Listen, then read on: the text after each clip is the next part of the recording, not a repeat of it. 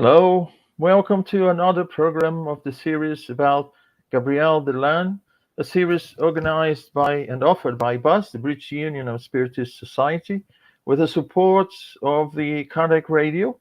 So this series is part of a major work effort of the BUS, the British Union of Spiritist Society, to talk about very important Spiritist writers, people who gave tremendous contribution to Spiritism, but they are not well known as the main one. It is Allan Kardec. And today we have our guest, Alexandre Caldini. He'll be talking about the work Reincarnation by Gabriel Delanne. Let's welcome our guest speaker of today, Alexandre Caldini. Hello, Hello. Alexandre. Hello, how are you, Munir? Welcome. Good to be here with you. Thank you for the invitation. I'd like to start Thank you. already thanking so much our good friend Elsa and congratulate her as well as the British Union of Spiritist Society as Kardec Radio for this fantastic opportunity. Thank you so much for the invitation. Very glad to be here with you today. Thank you. We are glad that you are here with us, giving your contribution and talking about Gabriel Delanne and his beautiful work. Not many people know about his work, especially in depth, and it's amazing. Yeah. So let's before we start, let me present our guest speaker, Alexandre Caldini. He's got a degree in business and courses in the UK and the USA as well. So nowadays he works in his own company as a consultant and mentor for executives. And he's been studying Spiritism for the past 30 years. He wrote 3 books on this subject: Spiritism, Death According to Spiritism, and Life According to Spiritism. These later 2 books, Life and Death According to Spiritism, sold over 100,000 copies. And all the revenue, all the profits from the sales of these books, they go to André Luiz's house, Casas André Luiz. It's a 70-year-old non-profitable NGO in Brazil. They provide shelter and care for over 500 patients and also free medical care to more than 1,700 people who have some sort of disability, mental or physical disability. He also gives lectures in Spiritist centers all over Brazil and, of course, abroad. So I won't take much of our time now. I'll hand it over to Alexandre to talk about this amazing work of our special, contributor in the Spiritist doctrine, Gabriel Delanne. Thank you, Alexandre. Thank you so much, Munir. Okay, so again, thank you for the opportunity. Very good to be with you all. I hope we can learn a little bit more about Gabriel Delanne. Munir was saying that normally we don't know much about Delanne. I didn't know anything about Delanne at all. I knew his name, but I didn't know much about his books. So it was also a great opportunity for me to read this Reincarnation book of him, to understand a little bit about who he was, what he thought. The first of this series about Delanne was given by our good friend Charles, the French, or Charles, or Charles, in the first Sunday of January. And he explained a lot about Delanne. So it won't take me too long about Delanne. Just give you some tips about who was he. Delanne was born in Paris in March 1857. He comes from a Spiritist family. His father, Alexandre, and his mother, Alexandrine, they were both very close friends to Allan Kardec. So Delanne did meet Kardec during his childhood, but Kardec passed away when Delanne was only 12, so he didn't really have that much contact with him. But yes, he did have very much contact with the doctrine philosophy. I would say, friends, that together with Léon Denis and Camille Flammarion, those 3, Delanne, Denis, and Flammarion, perhaps they form what I would call the Kardecist tripod. I mean, they were the followers of Kardec immediately after Kardec. So that's their importance. They were very close to the Kardecist view of life. He was a pioneer on the studies of reincarnation. He was very committed, and that's what I like him. What I like a lot about him. He was very committed with a very special Spiritism. What do I mean by that? He was grounded on logic, on philosophy, much more than on the religious side of Spiritism, which is very much the French Spiritism, I would say. In 1924, he was already 68 years old. He published this book we're going to see today, Reincarnation. And he didn't write this book because he was basically blind. So he dictated, someone else wrote it for him. And he dies a couple of years later in February 15, 1926. Just in a few days, we're going to have his anniversary of his death. My speech was based on this book, the Brazilian version of the book, A Reincarnação. It's from the Brazilian Federation of Spiritist Societies. Has 350 pages, 14 chapters, costs a little bit over 50 reais. And it's a very easy to understand book. It's not difficult at all, but it's a technical book. And that's also what I like. It's not a romance. It's not the beautiful things talked about the birds and the nature, etc. No, he's very right to the point. He is in search of technical proofs he rejects a lot anything that's superstition. It's a bit tiring because he does talk about, believe it or not, almost or a little bit over 100 cases. He described 100 cases, so it's a lot. You have to, after a while, you're kind of tired of him, so many different cases. But on the other hand, it does explain a lot about this relationship between spirits and ourselves, the incarnated people. I try to resume, friends, these 14 chapters into 6 areas we're going to be seeing today. Basically, they talk about reincarnation during the history of mankind, what's the perispirit. He talks a lot about animals. Do animals have a soul or not? Do they sense things or not? He talks about something very interesting called integral memory, which is basically the memory you carry with you from past lives. He'll talk about some people that do say in advance that they'll come back to reincarnation. So I also use this book published by the United States Spiritist Federation. And I thank and congratulate our good friends from the US SF, for the publication of this book.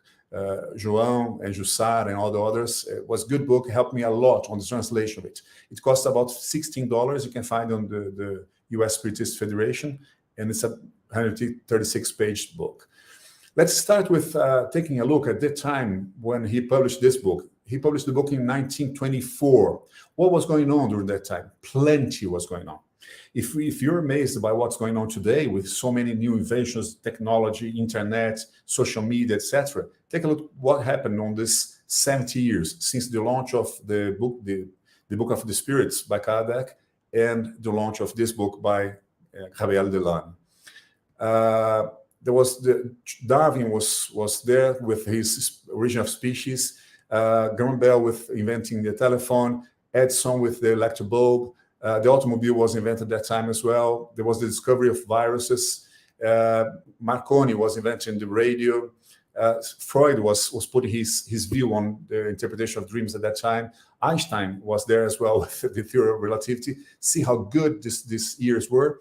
There was the World War I as well, which was not good, of course. But there was the invention of TV, the discovery of penicillin, which derivated to the antibiotics. And all this happened in basically 70 years. There was plenty going on. It was a very fertile time of the evolution of mankind, I would say. Many discoveries on science, many discoveries on technology as well at the same time. During this period, Gabriel Delanne was born. He was born just 25 days before Kardec launched its first book, Spirits book. Just 25 days. So he was basically born at the same time as the Spiritist book. He was basically born at the same time as the Spiritism was being born. At that time, 12 years later, Kardec passed away. It was also the first international movement on Spiritism. Spiritism was basically rising itself at that time. In 1890, there was the Congress. In 1925, the Congrès de Paris, the first Congresses. And Delanne dies on 26, 1 year after the Congress. But before that, in 1924, he publishes this book, Document pour servir à l'étude de la Reincarnation. If you translate that, you're going to see on this cover here, the cover of the first issue. Remember, I said there was about 100 cases there. It's because it's a book for study. It says that pour servir à l'étude de la Reincarnation. So it's a book for studying. It's not a book for fun. It's not a sweetie book, which for me was excellent. I do recommend you read it because you're going to learn a lot on how Spiritism sees things and how technical can it be. Starting on the book itself, first he talks about successive lives on the history of mankind. How is reincarnation taken during the whole history of humankind? Take a look at those women and men below there. Imagine that all those are just one single person. Incarnating, reincarnating, reincarnating, reincarnating, reincarnating as a man, as a woman, homosexual, heterosexual, white, black, or Asiatic, rich or poor, healthy or ill. Meaning we have to reincarnate many different times to learn a lot and to correct ourselves morally and to develop ourselves intellectually. That's basically what Spiritism says. And Delanne starts with the word palingenesis. And he explains to us that this word comes from the Greek.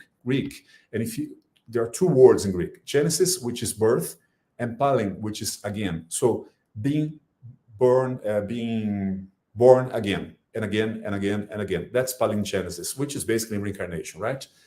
And it was all over India, Persia, Greece, everywhere, including different groups of studies like the Neoplatonism, the Druids, etc. Right? Even coming to our modern times. And he shows us some examples of that, some very well-known wise people that have mentioned reincarnation throughout different views. Start with Pythagoras. Pythagoras, according to him, was the first wise man that brought reincarnation to Greece. He brought that from his traveling to Egypt and Persia. So he got to know reincarnation, the concept of reincarnation in Egypt and Greece and Persia, and brought back to Greece. Plato, the fantastic what is he? A philosopher, right? The philosopher says something very interesting. To learn is to remember. What does Plato mean by that? He means that you have everything on you. When you're learning, you're really recovering something perhaps you have already learned on past lives. That's very much what Spiritism says as well. St. James the Less, which in Brazil is the equivalent to Tiago, he said the following: Elias or Elia, his soul came to this new life much more potent and with higher graces because he had developed himself into perfection. So you can see clearly the concept of developing one by itself every single time it is reborn. Even Jesus, it's supposed to have said some things that do recall successive lives or reincarnation. He also talked about Elia, and Jesus would have said that he already came and we did not recognize him. Jesus was talking about John the Baptist. St. John was the reincarnation of Elia. And also it's attributed to Jesus, this phrase, unless one is born again, he or she cannot see the kingdom of God, meaning to understand God, to be able to sense God, to live God, you have to be reborn again and again and again. The Kabbalah from the Hebrew also says that believing in the immortality of the soul, successive lives, and plurality of the worlds inhabited. The poet Ovid said, when my soul is purified, I'll populate the firmament, the other globes, very spiritist. And the Druids believed the earth was a passage to higher, better places, better worlds. But during the Middle Ages, the church came and said, no, forget about palingenesis, forget about reincarnation. This is not something the church believes in. So basically banned people, Catholics, from discussing the reincarnation. Was a big dogma. But that didn't go really well, and it's still people kept on thinking about it, to the point that the great thinker Dupont de Nemours, in the beginning of the 18th century, said the soul is always united to a spiritual form. What's that? The pure spirit. It always retains its individuality, and after a stay in the spiritual plane, it returns to earth to improve itself, very much like what Kardec learned from the spirits, right? This other thinker, Constant Save, in the very beginning of the 19th century, before Kardec, was saying, by evolving themselves, humans will make the world progress forward. Everything very much like what we find in Spiritism. He also mentions, Delanne mentions, that many writers, many poets did write about successive lives, about reincarnation. Among them, Balzac, Victor Hugo, and Leon Denis, of course. Gustave Delay, one of these friends of him, said something very interesting. He said, I do believe in reincarnation because it makes total sense. It makes sense in terms of moral, in terms of it's rational, and in scientific terms as well. Morally, it's satisfactory. The explanation, it goes along well with the good of moral. Philosophically, it seems very rational. And from the scientific standpoint, he says it's probably true. I thought these quotes were interesting because he clearly mentioned the three important things. Then Delanne goes into the spiritist for the next chapter. He talks about the perispirit, actually. What's spirit? What's perispirit for? He talks about the apparitions, when a spirit makes itself visible to some people. He said there can be apparitions of the living and apparitions of the dead. Apparitions of the living, he mentions plenty of cases. You can see it in the book if you want to. He says, for example, the person, say, is in Curitiba or Munir or Elsa, where they are. And this, I mean, not the spirit, the person, the incarnated person is in Curitiba, and it moves its arm, for example, and the perispirit can communicate in London, and you can see in London the perispirit moving the arm. Also, molds were made, imprints from living people who can move its perispirit towards another place. He also is very careful about excluding any fraud, any hallucination. So he says when you see a deceased person's image, apparition, you can try to make sure it's not hallucination. You can do the following. He calls the phantom. The phantom, if it shows a particular mark, such as wounds, scars, or special clothes, that's good tip for you. That might be true. If the apparition is a person that the medium has never seen before, and it describes properly that person, it's also a good way, might be. If the apparition gives information that later on you verify and see as truth, well, that's a very good indicio. I don't know how to say in English. Indicio that this is true. Photographs, if you can take a photograph of this apparition, either voluntarily or accidentally, good tip as well. If many people have seen the apparition at the same time, or if the apparition has appeared during many different times in different places, that's very much likely to be a real thing and not a hallucination. And the sixth one he says is if both animals, either pet or wild animals also, see or are affected by that apparition as humans, then you can be sure that this is real apparition and not hallucination, because the animals are seeing as well, right? He's going to come back to animals later on. But he's very careful about precautions. He says, this is very important, friends. I think we should all pay attention to this. I've seen Munir, Elsa, and friends many times in Brazil, people in the spiritist centers believing in anything. Oh, this is the spirit of this guy. Oh, this happened. We believe very easily in anything. He says, careful. Not everything is spiritism. And he says, when there was materialization, they took all precautions to make sure it's not a fraud.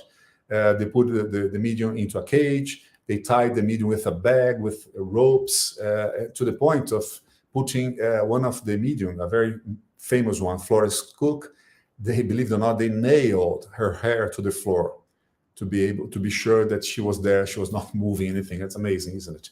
This is a picture of Florence and the spirit of Katie that used to talk through her.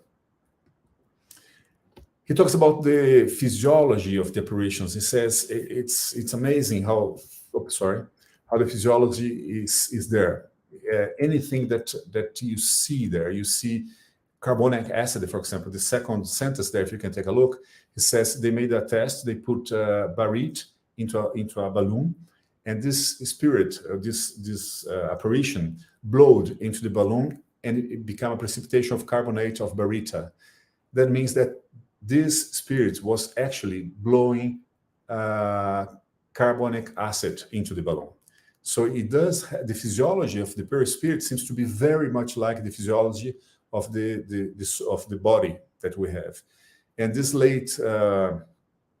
last sentence there from Charles Richer, Charles Shea, was a Nobel of Medicine in 1913, so a very respected person, totally ascetic. And look what Charles Shea says. To ask a physiologist himself, a physicist himself, or a chemist himself, to admit that a form has circulation of blood, warmth, muscles, exhalates carbonic acid, has weight, speaks, and thinks, is to ask of him, of this intellectual person, right, an intellectual effort that's really painful. But look at now what he says.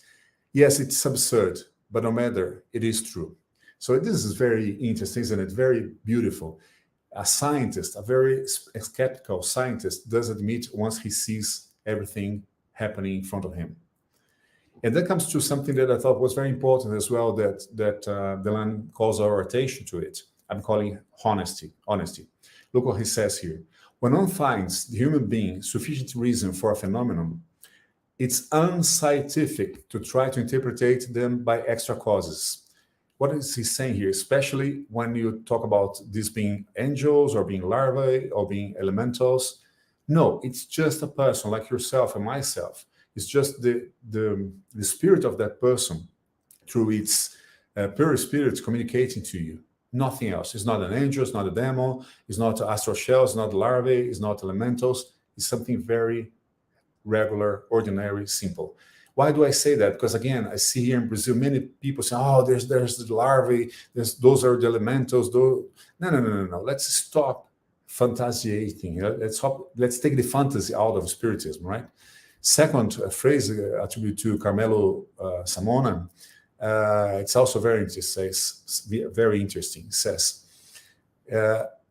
if you see something, if you sense something, if you experience a quote unquote extraordinary experience involving the spirits, you have to tell that. To keep that to yourself is wrong. It's not honest. He says everyone keeps to himself this kind of more or less rare cases. If that happens, farewell to the progress. What does it mean? He means that we have to admit those things once you face it, once you feel it. Because if you don't, because you're afraid of people saying, "Oh, he's nuts, he's crazy, he's not educated," or anything like that, you're working against the progress of science. You're working against the progress of philosophy. You're working against the progress of humanity. So, friends, let's be honest. Many times in my life, maybe in your life as well, I've seen people say, no, I'm not a spiritist, but yes, I've seen something very weird. And then this person tells me about either something he saw, something he felt, something he heard, something happened to his family. It happens to all of us. Why not admit it?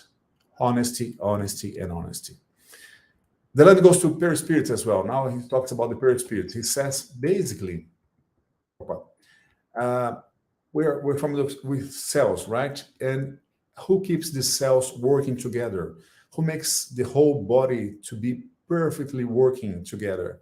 He says it's something outside of the body. It's the perispirit, which he says is the regulator of the functions. He calls the perispirit the architect who watches over the maintenance of the whole building. That's a beautiful definition of the perispirit. So everything that happens to me is determined in terms of health, maybe, is determined by my perispirit, which is myself. I'm a spirit using a perispirit that takes care of my body, which is temporary, right? So everything is on the perispirit. That's why we should really pay attention to our health, not just physically, but mentally as well, right? He says the perispirit is the archive for our own character. The perispirit contains everything, all the messages. So what you are a spirit. What's a spirit? A spirit is yourself. You don't have a spirit. You are a spirit. And then within yourself, there's so much information that you have learned throughout history, throughout, I don't know how many, let's say maybe 5,432 reincarnations, maybe 300,000 incarnations, who knows, or maybe 56 incarnations, doesn't matter. It matters that you're keeping all those information to you, that forms you, that's your ID, that's your character. It's all there in your perispirit. Now he goes into animals. He spends a lot of time talking about animals. For people who like this, I do recommend you read it. Many people ask me, Munir and friends, about animals. Oh, does my cat have a soul? What happens to my dog when my dog passes away? Is it coming back? Can I meet him or her? And Gabriel Delanne talks a lot about animals. So I do recommend, if you want to know all about animals, to read this book. Basically, he says the following. Animals, he puts animals in a letter, let's say. And this comes from François Lheureux, Anatomie comparée du système nerveux. Basically, this book, he says, François Lheureux says that you have some quote-unquote types of animals in terms of evolution. The most simple ones, they're basically there in search for food. Some are basically there for procreation. Some start building houses or nests. And the most evoluted ones are more sociable. They have relational life. So simple ones go for food, or then procreation, then nests, then to social lives. You can see there's clearly a organic scale, an improvement of the quote-unquote quality of those animals, how they see life, how they act into life. Also, another study, these people have weighted the brain of the animal compared to its full entire body. In proportion, how much is the weight of the brain compared to the whole body? Starting with fish. Fish, the proportion is 1 to almost 6,000. So very small encephalon, very small brains compared to the size of the body. Reptile, much better, 1 to 1,300. Birds, much even better, 1 to 200. And mammals, very close to birds, 1 to 200 basically as well, right? So what's he saying here? The size of the brain compared to the size of the body, you can clearly see also our organic scale. There's an evolution there. He's building his theory that we as spirits, we as intelligences, we passes through the whole scale of zoological scale. The animal soul and its intelligence. We must, this is important as well. He says, don't believe that the animal is going to have the same intelligence or sentiments that a human being has. No. It's just the initial germs of those factors that are there. Why do I say this is important? Because I've seen many times, friends, maybe you have seen as well, maybe you believe in this, people saying the following. I heard this last week from a friend of mine. She said, I prefer animals much better than humans. Animals are much better than humans. I don't think so. I don't believe so. And Spiritism says it's not. There's an evolution. Animals are animals. They're nice, they're friendly, they're smart. They show some very amazing characteristics of their intelligence, of their spirit, but still they are less than the human. Oh, but humans do so many evil things. Well, but we're developing. We came from very low ground and we're developing. He says we see some factors on animals, intelligence like attention, judgment, memory, imagination, abstraction, reasoning, and language, both in terms of voice and in terms of action. Then we see what he calls passional feelings, love for a husband or wife, a conjugal love, maternal love, love for the neighbor, also starting to have some sympathy and hatred as well to our neighbors. Then goes to moral feelings, a little developed, not so much in animals, but sometimes you can feel that they do have some notions of justice, injustice, remorse, and social sentiments. They start living in groups, acting together on the hunting, for example. You see solidarity. You see that a lot on elephants, right? And even love, friendship. So there is also an evolution here. So basically, he says this is all the initial germs of the faculties that will come, will make the spirit become human. In this slide here shows what he says there, which is interesting, the organic scale. He says all beings, whichever they might be, are organized, reproduce, nourish, and evolve. In other words, they are born, they grow, and they die. Everything is born, grows, and dies. So there's an undeniable identity in the vital process of all organisms. And then the idea of universal kinship among all beings results naturally, meaning we all are together. We all are together. We all come from the same source. And he's defending here that we evolve throughout this organic scale that he calls. if you think properly on that, well, we might rethink eating animal protein, right? And you've seen that happening already. The youngest generations, many of them, do not eat meat. They don't take meat. They take only vegetable protein. Maybe it's already, we're starting to understand this. Maybe we're starting to change the way we see it. This part of the book is a very, how can I say that? Very polemic part, perhaps. I had a hard time to read this and to accept it, but he's very strong on that. He says the animals do have a very strong intelligence, and he goes as far as showing many cases of horses and dogs that make very complex calculations, square roots, for example, and communicate with their human fellows.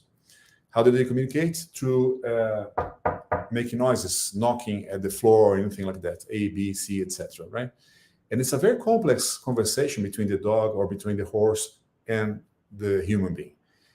According to Gabriel Delanne, all the precautions were taken, and he mentioned that plainly to avoid fraud. To the point, for example, that the horses had their eyes blindfolded, right? And sometimes, for example, they gave an envelope with the calculation to be made to someone else that did not even know the horse.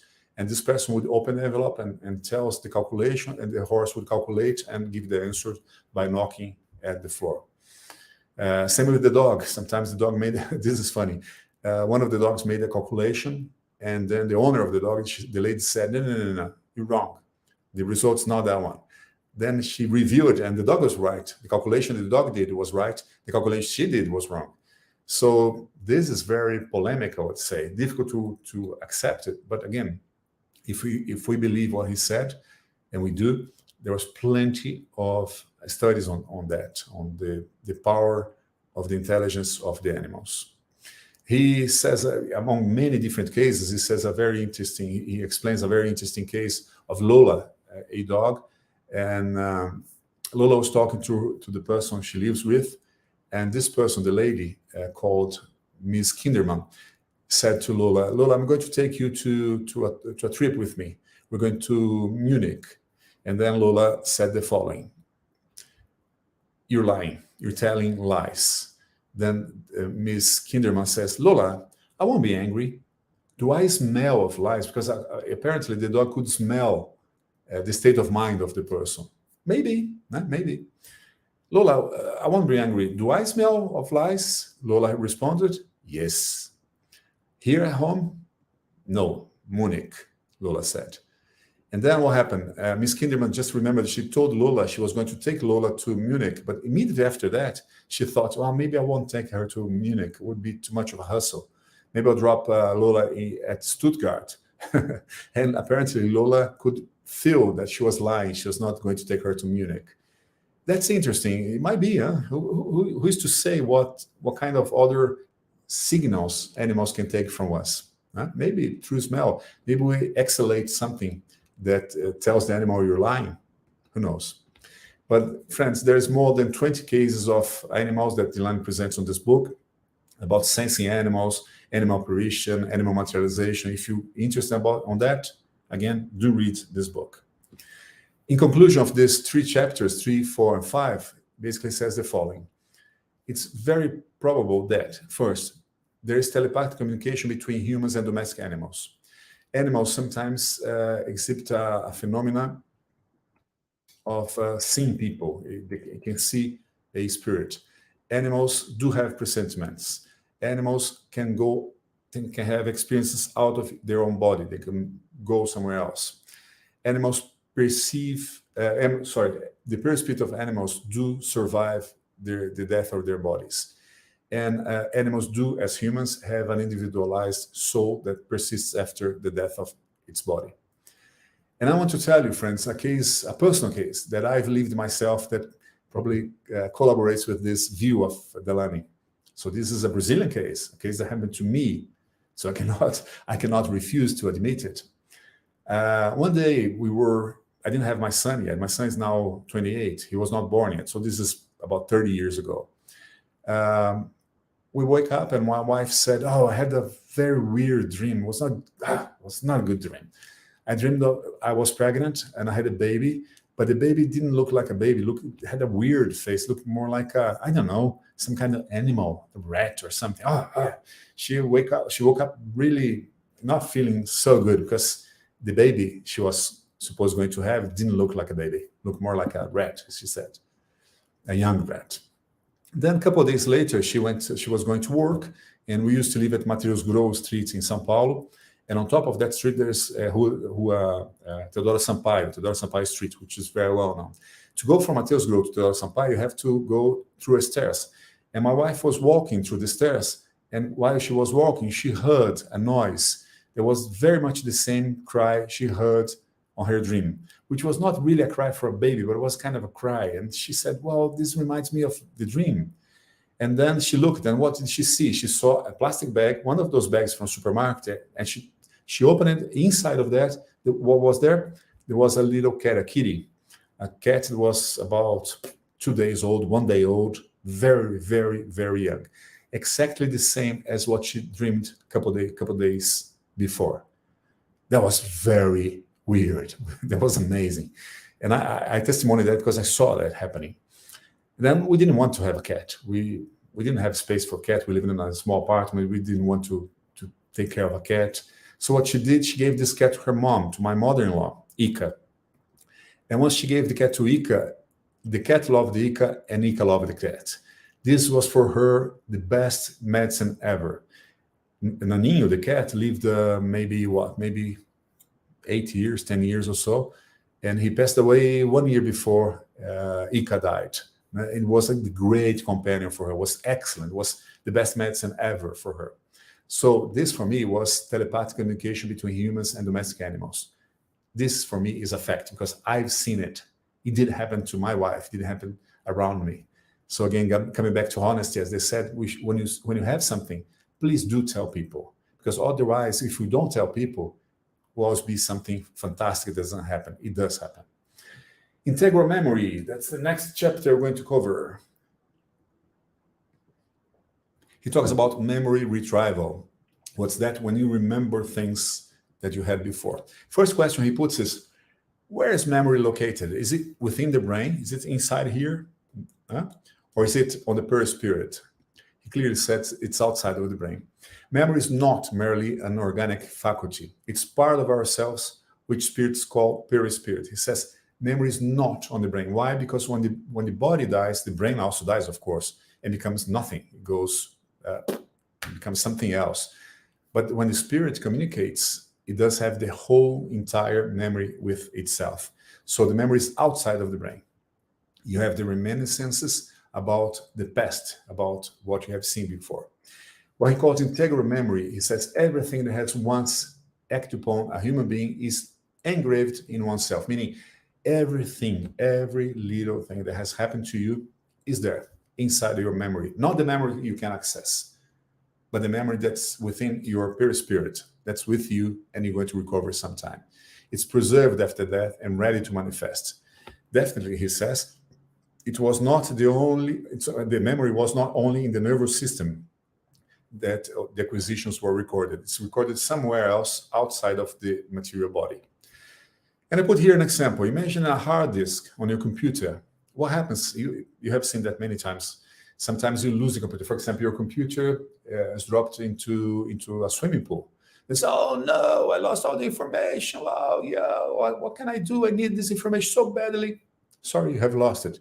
Not really. If you go to some specialist, maybe this person can doing something that he or she knows how to do it to recover the memory that was apparently lost, right? So what this technician does, take a look at the hard disk there. It's very hard to see it, but it can be seen if you know how to work properly with that. That's exactly what happened to our memory.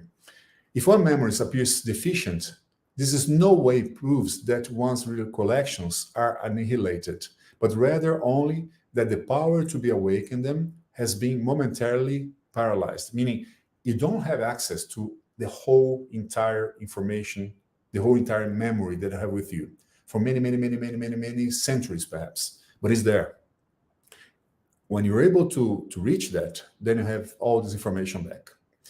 Integral memory, he says, this is also interesting. He says the memory comes with the psychological and physiological state come together. What does it mean? When you access this memory, not all the psychological views of your memory are there, but also the physiological. This might be a good clue concerning illness, right? Sometimes you have an illness, you don't know where that came from. You're sick of something. Maybe it's linked with some memory from the past. When I read that, it came to my mind that perhaps this has something to do with, I don't know if you heard about family constellations, very much into fashion now, everyone is doing, right? Maybe the person can access something that was quote unquote lost and pick up that, and once it shows, you try to solve that problem. Maybe that's it. So also this might open a good field for the medicine in the future. He says integral memory constitutes the foundations of our personality. Each physical or intellectual memory contributes to the building of our mental life, meaning you are what you have lived. You are different than me. Munir is different than me, that's different than Elsa, different than João, different than Kyoko, different than Juanita, different than Elizabeth. Why? Because we all have had different experiences in life. And these experiences are engraved into my memory, into my integral memory. And they constitute the way I see life. That's why you see life in a way and your cousin sees in a totally different way, right? Because you're different spirits with different experiences, with different memories, which make your personality. But careful, he says, not everything is a spirit manifestation. Again, he's very careful about that. And he mentions a lady here that remembers something. Says, oh, I remember the house like this, and that. And once they go further into investigating this, they say, no. She passed by that street and she saw this house. That's why she remembered. But she forgot about it because she didn't pay attention to that. What do I mean here? Not everything is a manifestation of your past life. Be careful. Be very careful. Always be a bit skeptical. Skeptical. Is that? Yeah. Because not everything is spiritual, right? Sometimes you've seen something, but you didn't pay attention, but it's already registered on our memory. They say, I knew that. Of course you do know that, because you have seen that before. To me, that happens a lot. I'm reading a book, then I see a sentence. I know a sentence I have not read yet. Why? Because my eye, without me paying attention to it, already saw that sentence.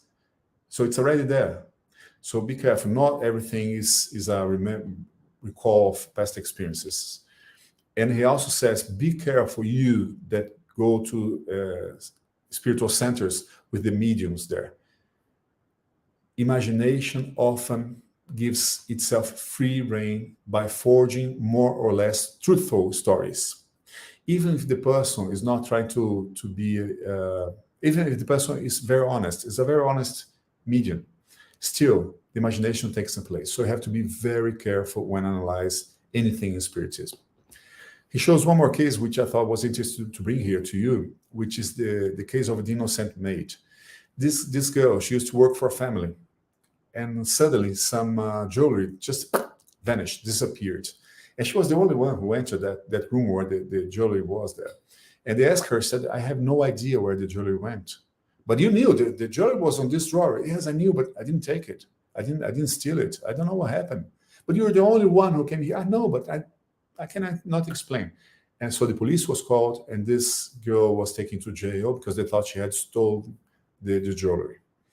Then a doctor went to visit her in the jail, and throughout putting her into a magnetic sleep, her spirit, she talks via the spirit, and she accesses the memory on the per spirit.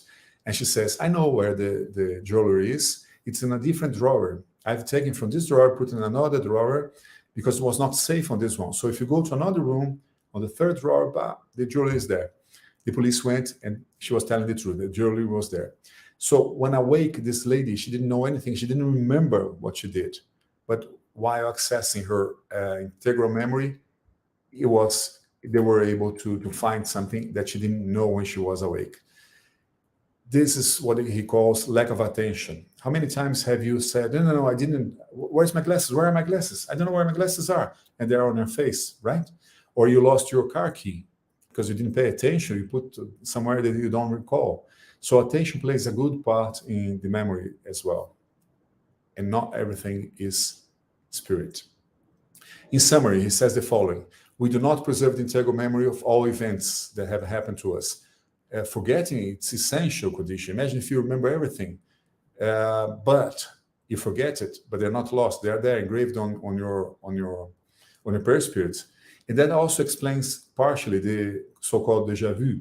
When you say, oh, I've been here, I've seen this before, I've talked this to this person. Sometimes it did happen in the past. He talks a little bit about child prodigies as well, friends. What's that? Children like those people. You know those people? Bacon, Comte, Copernicus, Descartes, Hegel, Locke, Spinoza, Kepler, Kant, and Hume. Those were very, very wise people. They were child prodigies. Since very early ages, they were brilliant. They were superb. They were amazing. But the interesting thing about these people, all of those people, they came from very ignorant background, meaning their parents were very simple, very poor, very uneducated, illiterated. So it was not education who gave them this spectacular intelligence.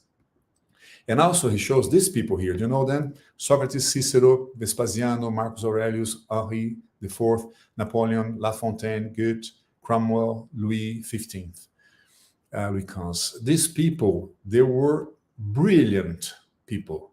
And they were parents as well. They were brilliant parents, fantastic people, very smart, very intelligent, who had very mediocre children. Their children were not special at all. You have seen that before, probably. What does he mean by that? He means the following. The parents do not give their intelligence to the child, and brilliant people do not pass their brilliancy to their children. So what he says here is the following. Child prodigies is independent. Intelligence is independent of the organism. So it comes from what? It comes from the perispirit, from these experiences that these guys had. It's not hereditary, or how to say, it's not on the genes. It's on the quote-unquote spirit gene or perispirit gene. It comes with your knowledge. The more you have lived, the more you have learned, the more wise you are. He says about a lot of musicians, painters, it's in Portuguese here, sorry, wise people that age of 4, 10 to 13 were fantastic. What he says is the following. These people like Mozart, Beethoven, Michelangelo, Pascal, Victor Hugo, these guys, what happened is they were probably not yet fully embodied and they could access this memory.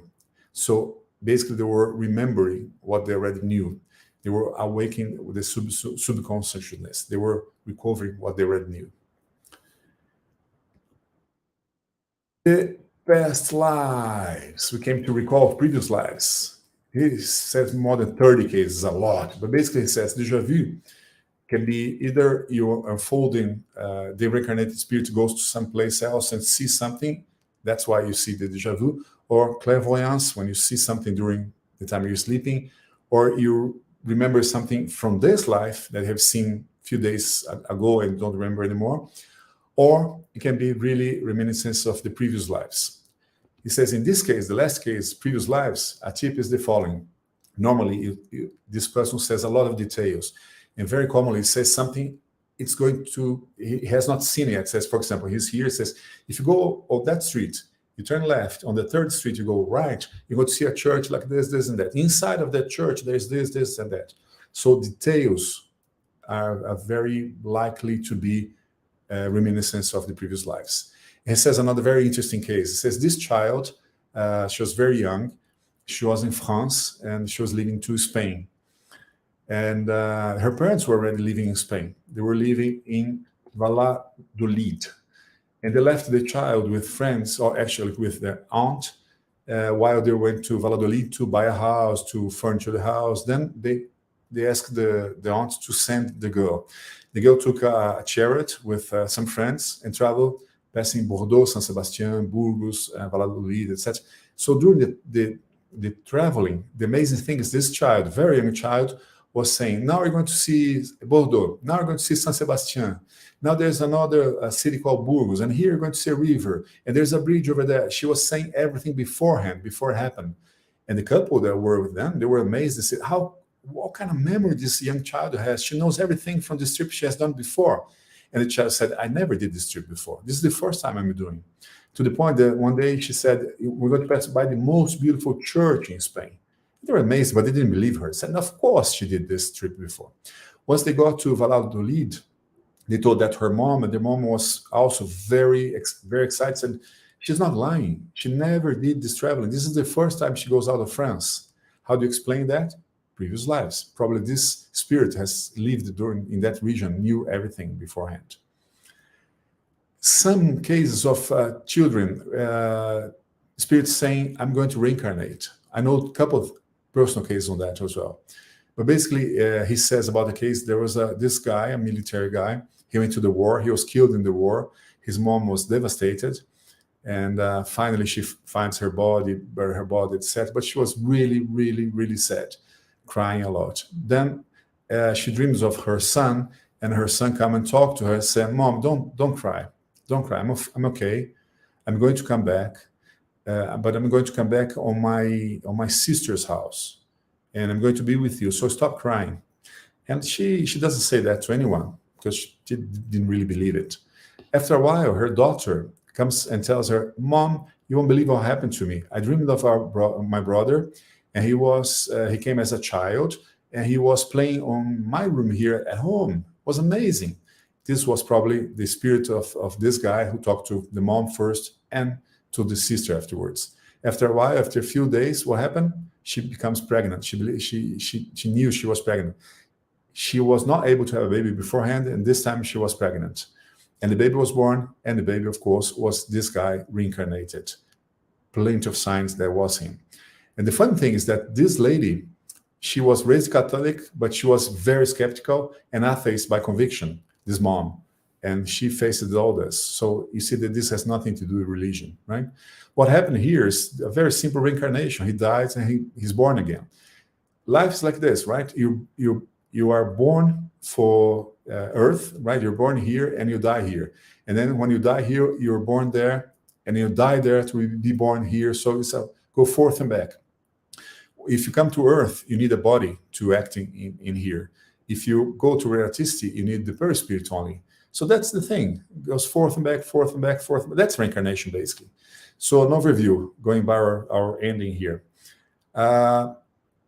Basically, what Delanne says is the following: mental life goes beyond cerebral life. It's not on your brains.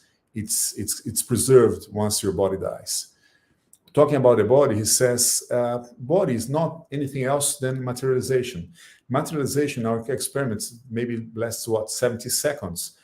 And your body is a materialization that maybe lasts, 70 years, right? But it's the same thing. It's the spirit of being materialized. About perispirit, he says, consciousness only makes us aware of a small part of the immense ocean of what we have. He mentioned that every little thing that we're facing. You, for example, you're now watching me speaking here through you, through technology to you, right? Even if you forget this half an hour from now, maybe in 7,000 years, you're going to recall this conversation of ours. Can you imagine that? It's amazing, isn't it? Because according to Delanne and what he studied, every little thing stays on us, stays in our memory. It's a memory that it's far too big. It's an ocean, as he mentioned here. So it's all there in favor of you. We cannot access all the time, but it's there to help us.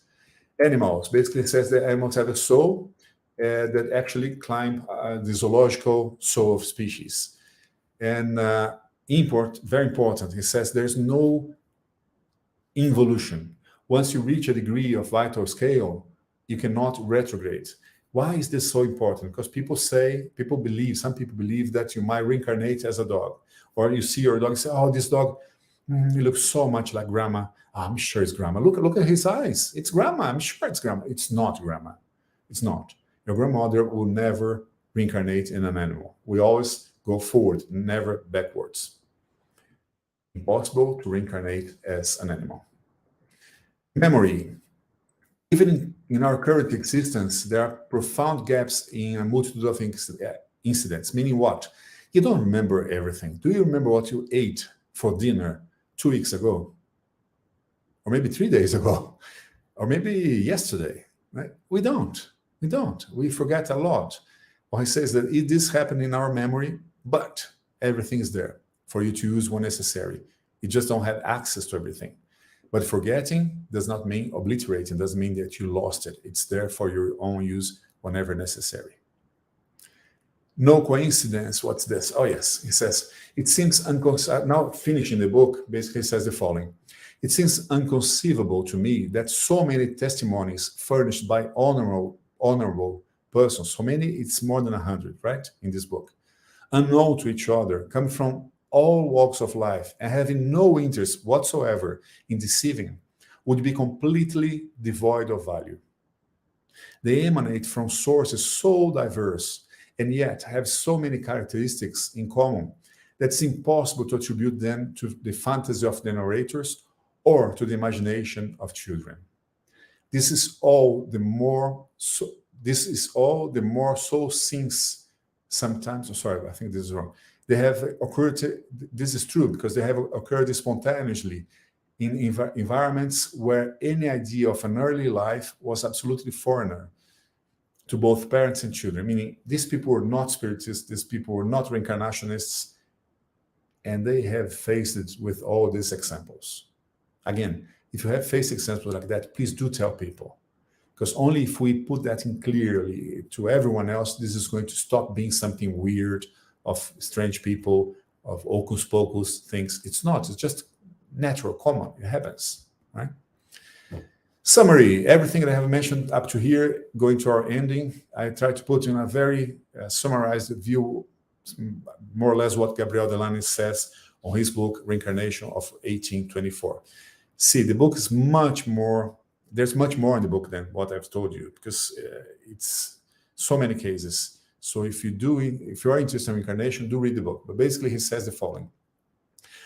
Palingenesia, or reincarnation, has existed forever, in all civilizations, at all times. Living spirits can show themselves somewhere else. Animals, just like us, they have transcendental faculties. They have different faculties. Everyone evolves. The soul evolves throughout organic climbing in the animal scale. The perispirit is the regulator of all functions of us, of beings, right? And survives the death of the physical organism. Memory does not stay in the brain as it survives the death of the body. Like regular memory, we are not aware of every single event that has happened to us in previous lives. The integral memory, hidden but not destroyed, keeps the memory of all our previous experiences. Everything is there for you. This memory in the perispirit explains the perfect identity of the apparitions and even some of the déjà vu.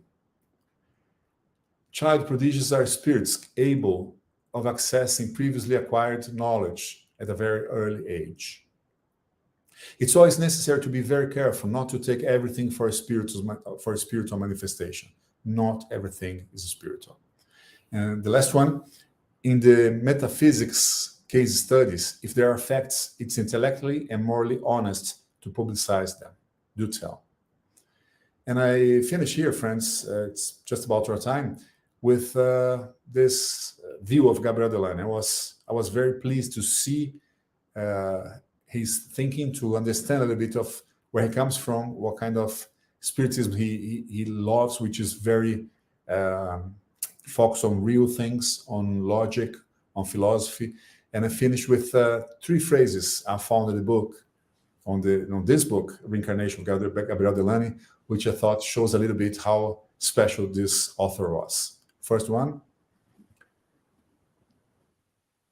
each birth is an ancient being that reappears. Each birth is an ancient being that reappears. So next time you see a baby, pay attention. You see someone has plenty of experience coming back. Evil is no longer an inevitable and malicious fatality from which one cannot free oneself. It appears as a necessity destined to push humans into the path of progress. There's no evil. There's no evil. There's problems. There's difficulties, which are opportunities for us to move forward, to exercise and to expand our knowledge, our brain, and to become more intelligent, better intellect equipped, and then move forward to the moral improvement as well. And finally, the last sentence, each one of us is, at all times, the making of oneself. Each one of us is at all times the making of oneself, meaning you're responsible for yourself. You are the only one responsible for yourself. You can do whatever you want to from yourself. You can improve yourself quick, slow, but you will always improve. This is very interesting because the power is with us. We can do a lot to us, to all people around us, to mankind, to humanity. And I end here. Thank you very much for your attention. Thank you again very much for the British Union for Spiritual Society, Kardec Radio, for the opportunity of talking about this great guy, Gabriel Delanne, on his book, Reincarnation. Thank you. I go back there with Munir now. Thank you, Alexandre. Wonderful presentation. I can imagine, because the book is packed with so many cases, so much information, and how hard it must have been to, summarize it, to present a review. Yes, you talked about so difficult. Of notes, but it's very interesting, Munir. Very cool. Yeah. And it's interesting to see that apparently Delanne follows the same school as Kardec. He's very judicious. He avoids jumping into conclusion, taking everything as a spiritual manifestation. So Kardec does that very clearly in his books. And when you go, for instance, about hallucination, Kardec says, well, it's like a black box. People who don't understand or want to deny spiritual manifestation, they rush to classify it as hallucination. But what is hallucination? Everything in their view is hallucination, But then Kardec goes there and says, well, we have to go judiciously evaluate all the cases. And then we start to see an explanation which is consistent, in some cases. And if you have goodwill, you will find that. If you just want to deny it for the sake of denying the survival, for instance, materialists, of course they will rush into conclusion. And interesting about what he said about animals and the cases he studied. What you said caused my attention to something else, Munir, which is very interesting. Like how do you say gangorra in English? I don't know, but you have a balance, whatever, right? I see, yeah. You find, at least here in Brazil, among the spirits I have met, two types. One type is everything is spiritual. Everything is going, oh, no, believe it on all kinds of forms. And not everything. Stop that. And this goes very much into, I would say, the religious spiritism, which I don't like it at all. The other side, which I like better, is what you just mentioned. It's more scientific, more philosophical spiritism. It has to have proof. But again, if you go too much on proof, you don't believe anything. Or if you, even when you see something, you said, I'm not going to talk about it because people will think I'm mad. People will think I'm uneducated, which is not honest estimation as well. So the balancing between the two is the good thing. If I mentioned to you, I've seen this thing that happened to me with the cat, Naninho. It happened to me. I cannot deny because it happened to my house, to my wife, to my mother-in-law. I saw it, right? So we have to be honest to admit when you see it without any, don't be shy, don't be ashamed, because it's just natural. And on the other hand, don't be everything is spiritual, because it's not either. The balance always is the best thing. So all in all, to say, I'm with you. I prefer much better Kardec. I do say always, let's study Kardec. Forget about romances. Forget about sweetie stories that have been psychographed by who knows who. There's so much to study Kardec. I studied Kardec almost 35 years. And every time I read this, this is so fantastic. And Delanne and Leon Denis, all these guys are there for us to learn from them. Yeah, and it's interesting because he goes a bit further when talking about animals, because Kardec didn't talk too much about the animals, the animals in the spiritual world and so on. But Delanne, apparently, what he does is he brings to our attention cases that he has registered concerning animals, and perhaps an indication of a possible explanation, but it's not a finished theory that explains everything. And everything on him says it might be. It seems like if this is true, he never says this is. That's interesting as well. Sometimes I put as a real thing, but always he puts if this is true, if this is as it seems to be. But one thing caught my attention, Munir, which I'm not able to explain why it didn't happen. He says 2 or 3 times in the book. So in the following years, this is going to evolve a lot. We're going to see a lot of researches on this. We don't see it in research anymore. How many people are researching reincarnation nowadays? Some people here at the University of Minas Gerais, which university is, there's some people studying it, but you don't see much research. For example, this thing about these horses that are able to do square root. Wow, that's amazing. Difficult for me to accept, but he says it is true. There is all the studies that say, why we're not studying that? Why are we not studying the intelligence of animals in that sense? I don't know. He probably presented that in a very honest way. But then there is an explanation, and we should try to find the answer to that. It's not that he's saying, oh, the spirit of the horse is as evolved as ours, perhaps more intelligent than ours. No, he just said, well, what we have observed is this. Then let's find an explanation that is plausible to this, that is consistent with a much larger theory. Mm-hmm. And we know, for instance, when you're talking, what came into my mind was the fact that the spirits of all levels, they are everywhere acting in nature, visible or invisible to us, to our physical eyes. Yeah. So we don't know to which level all these is connected, Sometimes it seems to be the action of an animal in an isolated situation, whereas we don't know how things are being orchestrated behind that, behind the curtains, behind the scene, Mm-hmm. And that's why also we shouldn't just jump into conclusion, and we should go and study, as always an invitation. Study, you go a bit further. Further.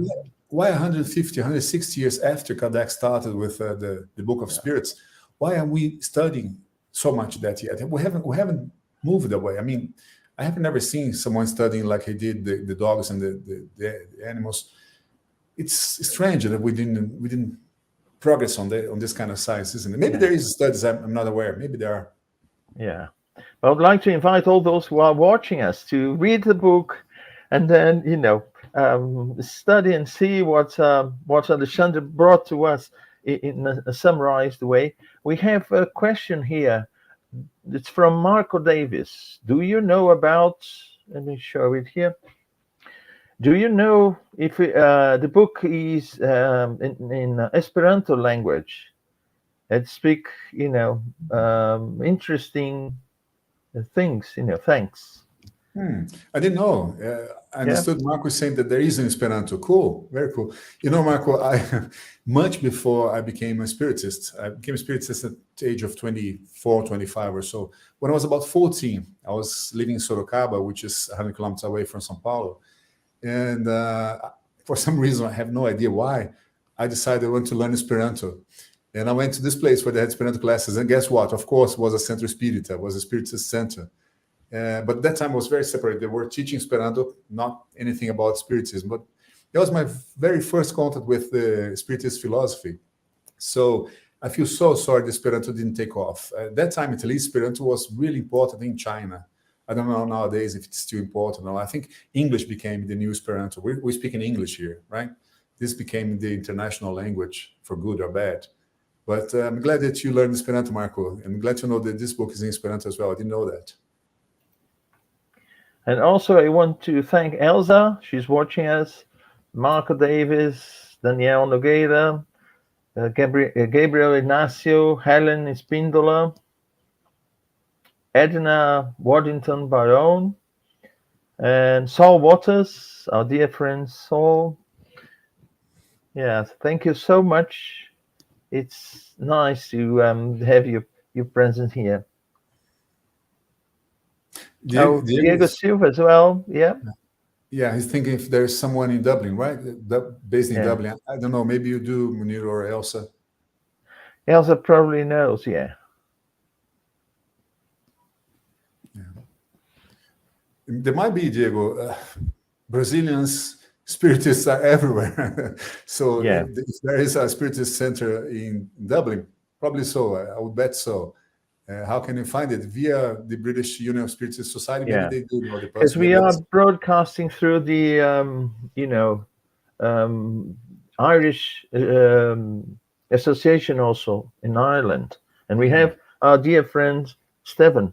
And, Stephen works in Ireland. I don't know exactly where, if it's in Dublin or, but yes, for sure. There are some people in Ireland, uh, working on that. Because at this moment we are broadcasting through Cardiac Radio, Bus, and also the Irish Association. I want to thank you all for being here with us. And then I will announce our next speaker for the 5th of March, the first Sunday of March. We have here with us Roberto Watanabe. He will be talking about Spiritism before science. So this will be the third presentation of this series. We'll have one each month until the end of this year. So next month, then on the 5th, the same time, 6 p.m. UK time, from 6 to about 7 p.m. I hope to see you all here. It's been a great pleasure to be with you, Alexandre, here sharing this wonderful presentation with our guests. And I hope to see you all next week. So, next month. Until Thank you. then, Thank bye you all. bye. Thanks for being here. Thank you, Munir. Thank you, Elsa. Thank Bye bye. you. See Bye you next bye. time. See you.